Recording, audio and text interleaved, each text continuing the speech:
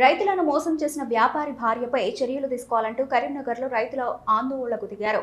వ్యాపారి ఇంటి ముందు పురుగుల మందు డబ్బాలతో ధర్నా నిర్వహించారు. ఘటనకు సంబంధించి రైతుల కథనం మేరకు కరీంనగర్కు చెందిన బొడ్డు తిరుపతి అనే వ్యాపారి మానకొండూరు మండలం చెంజర్లకు చెందిన రైతుల వద్ద ధాన్యాన్ని సేకరించి ఇతర ప్రాంతాల్లో విక్రయించి రైతుల డబ్బులు రైతులకు చెల్లించేవాడు. మొదట్లో అందరికీ సవ్యంగా డబ్బులు చెల్లించిన తిరుపతి రైతులకు నమ్మకం కుదిరింది. అయితే డబ్బులు తర్వాత ఇస్తాను అని చెప్పినప్పటికీ తిరుపతిపై నమ్మకంతో తాము ఆరుగాలం కష్టపడి పండించిన ధాన్యాన్ని తిరుపతికి విక్రయించేవారు. అయితే ఏం జరిగిందో ఏమో గానీ తిరుపతి తనకు ధాన్యాన్ని విక్రయించిన రైతులకు డబ్బులు ఇవ్వడంలో ఇబ్బంది పట్టసాగాడు.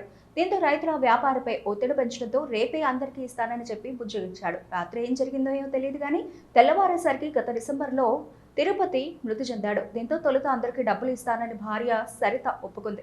కానీ తర్వాత ఆమె మనసు మారిందో లేక వేరే ఏదైనా కారణమో తెలియదు కానీ బొడ్డు సరిత తన మాటను మార్చింది. దీంతో కంగుతిన్న రైతులు ఆందోళన చెందుతున్నారు. తమ డబ్బులు తమకు ఇప్పించి న్యాయం చేయాలంటూ కోరుతున్నారు. అయితే రైతుల ఆందోళన విషయం తెలుసుకున్న 1 టౌన్ పోలీసులు రైతుల వద్దకు చేరుకుని స్టేషన్కు తరలించారు. మిల్లులో బిజినెస్ చేసిండు. బిజినెస్ బాగా నడిచింది సారు, మస్తు నడిచింది. రూపాయి లాసు లేదు. అలా పెళ్ళం పేరట రైతుల పైసలన్నీ వాళ్ళ బ్యాంకుల్లో కొట్టిండు. పిల్లల పేరట కొట్టి మళ్ళీ అవి రైతులకు ఇవ్వమంటే వాళ్ళు ఇస్తలేరట.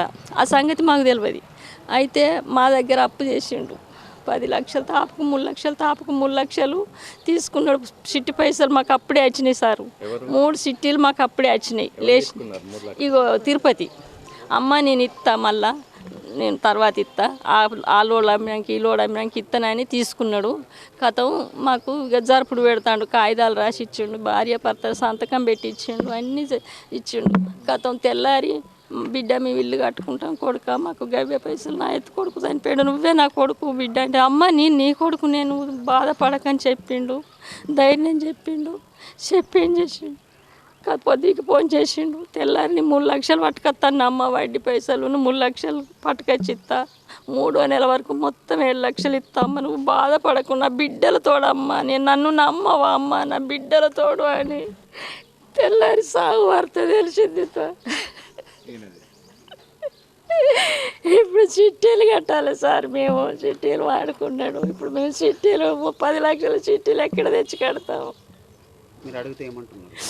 మేము అడిగితే నువ్వు ఎవరిని అడిగించినవి అని అట్టిగా చంపినరు. వాళ్ళు 3 కలిసి చంపారు. తెల్లారి పైసలు పట్టుకొచ్చి ఇస్తానన్న పైసలు, ఇంటున్న పైసలు గుంజుకొని వాళ్ళని చంపారు. ఆయన చంపారు సారు. ఎవరు చంపారు? వాళ్ళే చంపినరు సారు. భార్య వాళ్ళే చంపినరు. తెల్లారి పైసలు పట్టుకొస్తా అన్నాడు. పట్టుకొస్తా అన్న మనిషి తెల్లారి శవం అయిందంటే దానికి అర్థం ఏంటి సార్? మీరు అర్థం చేసుకొని బాగా మా సావులు, మా ఇద్దరు, నా భర్త చెంజర్ల సారు సత్యమ్మ. మా 90 క్వింటాల వడ్లు తీసుకున్నాడు. అనకాల వడ్లే 18 తారీఖు నాడు తెత్త, 20 తారీఖు నాడు పట్టుకొని వస్తా, 18 నాడు పైసలు వచ్చినాయి పట్టుకొని వస్తా అని ఫోన్ చేసిండు. పుట్టాడు అప్పు చేసి వ్యవసాయం చేసుకుంటే ఉన్నాయి అన్నీ జోకించుకున్నాడు. ఆయనతో చచ్చిండు. వచ్చినప్పుడల్లా ఎవరికి ఇచ్చిర్రు, మీరు ఎవరు చేసినా ఎవరికి ఇచ్చినా అని అంటుంది. పైసలు లేవు, ఏం లేవు అంటుంది. మా రైతు పైసలు మేము పుట్టాడు అప్పు తెచ్చి వ్యవసాయం చేసుకున్నా. నేను చేయమైండు. ఇక మంచోళ్ళు లెక్కనే మెదిరిండు. ఇట్లా మా మామ మంచిగా లేడు, నేను నెల వరకు ఇస్తా, 2 లక్షల రూపాయలు చూడు అంటే చూసి ఇచ్చినాక మళ్ళీ ఎవరికి రైతులకు గట్టాలి అది అని మళ్ళీ 75,000 తీసుకున్నాడు. మళ్ళీ నేను ఇంటికాడ మేక పిల్లలు చదువుకుంటే అవి కూడా వేసుకొచ్చుకున్నాడు. అవి పేపర్ విన్న రాసిండు. మొన్న దసరా పండుగ ముందట కూడా పిల్లలకు బట్టలు కొనాలి, కొనపోతే ఇబ్బంది పెడతారని 10,000 దుకాణం కాడ ఇప్పించిన సారు.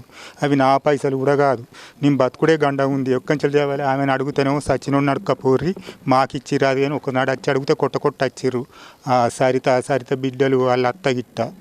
ఇక ఏమైనా కానీ సచ్చినోడు నడుకోరు, సచ్చినోడు మేమే సత్తాం సారు. వాళ్ళే